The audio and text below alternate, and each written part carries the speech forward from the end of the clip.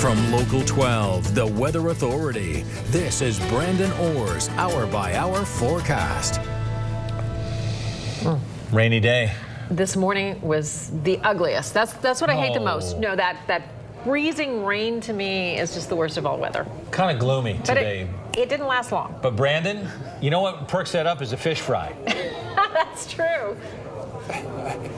It always does. You know what? The weather is so crazy today. We were talking about a wintry mix this morning, and then we're talking about some thunderstorms with a little bit of hail later on this afternoon as well. But you know what? If you remember, over the past week, we had a poll up on Local12.com voting for the best fish fry. What fish fry should we come to this Friday? And you know who won? That is St. Joe's Parish. That's in little old Camp Springs, Kentucky. We're right off the AA highway in Campbell County.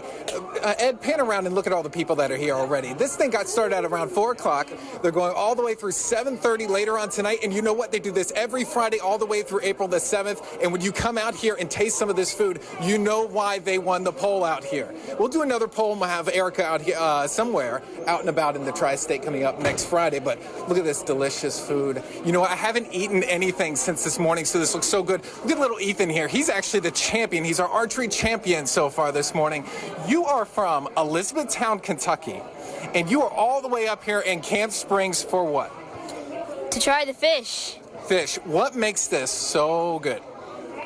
Maybe just the way they cook it. I don't know. It just looks really good and it tastes really good. The way they cook it, actually, I'll go back there in a second, and we are so surprised. They're hand breading all of this. The hush puppies they're doing by hand too. And get a look over at Ronnie over there. The St. Joe's fish. They do it big out here in Camp Springs. Now, and come back here to the kitchen. We want to see what's going on back here. This is where the good stuff is, too. We're talking about lots of fish, got macaroni and cheese, all the good stuff. And again, it's all done by hand. Now, I wish I could give you more about this food. I haven't really tasted it yet. I'm waiting here till I get done with this. But I wanted to take a look at radar. We do have some thunderstorms on radar, too, so let's give you the forecast. Here's Precision Doppler 12 HD. You can see some of those thunderstorms. They're pushing from west to east across the area. A closer look at Clinton and Highland County. We have a few thunderstorms that are actually leaving the area with some potential for some small hail. There's another cluster in northern Kentucky. If you look right around I-75 around Dry Ridge, there is a thunderstorm likely producing some very small hail crossing the interstate that has now moved into Pendleton County around Falmouth, pushing off towards the east. Atrium Medical Center weather cameras showing downtown lots of clouds. Even outside of any thunderstorms, we're still seeing this little bit of nasty mist and drizzle. You know, that nuisance type creates a few problems on the roadways. Current temperatures, not too bad. I mean, we're right around 40 degrees. It's better than where we started, at least. We were into the 30s with that nasty sleet and snow that we had around earlier on this morning.